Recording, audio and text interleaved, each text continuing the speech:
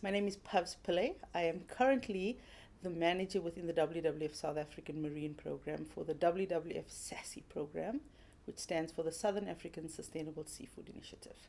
Strangely enough, I actually hail from Gauteng. And I was born and bred in Pretoria. But ever since I can remember, I've had such a fascination with the big blue yonder. I've always wanted to know what was happening underneath. Why couldn't I see what was happening? What big influence did this have? And then I think in my teens, I read a saying that said, why do we call it planet Earth when 70% of it is covered in water?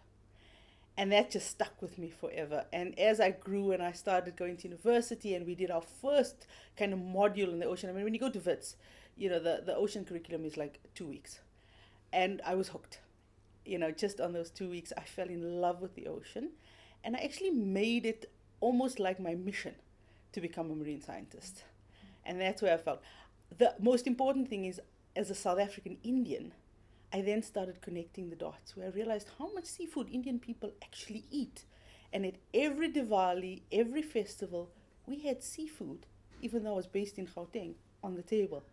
And once I started connecting the importance of having this precious resource as part of my community, as part of my family, I realized actually it's part of my heritage.